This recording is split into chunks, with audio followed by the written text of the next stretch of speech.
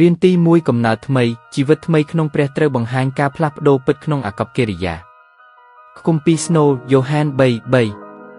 ព្រះយេស៊ូវមានបន្ទូលឆ្លើយថាប្រាកដមែនខ្ញុំប្រាប់អ្នកជាប្រាកដថាបើមិនបានកើតជាថ្មីនោះគ្មានអ្នកណាអាចនឹងឃើញនគរព្រះបានទេឯកំណើតថ្មីមានន័យអ្វីកំណើតថ្មីមិនមែនជាការកែប្រែខាងក្រៅឬប្ដូរសាសនាប៉ុន្តែជាការងាររបស់ព្រះនៅខាងក្នុងបង្កើតចិត្តថ្មីនិងជីវិតថ្មី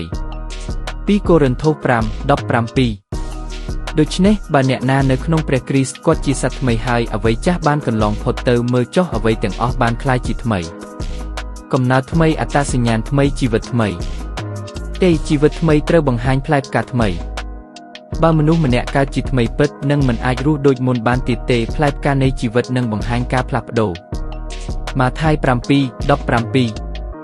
ដូច្នេះដើមឈើល្អគឺបង្កើតផ្លែល្អដើមឈើអាក្រក់បង្កើតផ្លែអាក្រក់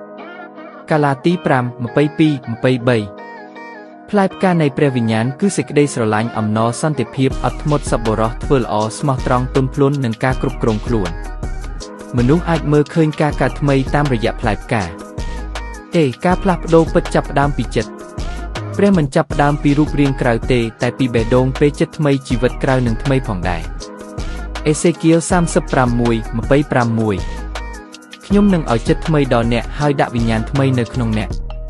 ខាងក្នុងផ្លាស់ខាងក្រៅផ្លាស់អ្នកកើតថ្មីមិនរស់នៅក្នុងអំពើបាបដូចមុនមិនមែនមានន័យថាមិនធ្លាប់ធ្វើបាបទៀតទេប៉ុន្តែមិនរស់នៅក្នុងវាឬស្រឡាញ់វាទៀត1យ៉ូហាន 3:9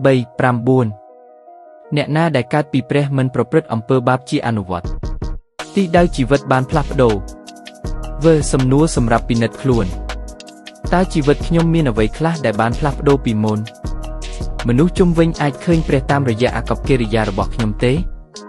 តើខ្ញុំកំពុងបង្កើតផ្លែផ្កាដែលសមនឹងការប្រែចិត្តទេម៉ាថាយ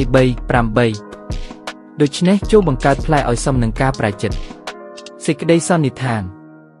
ការកើតថ្មីគឺជាការចាប់ផ្ដើមជីវិតថ្មីបើមានកំណើតថ្មីពិតអាកប្បកិរិយាពាក្យសម្ដីនិងរបៀបរស់នៅនឹងបង្ហាញការផ្លាស់ប្ដូរដែលមនុស្សអាចមើលឃើញបានសូមព្រះប្រទានពរ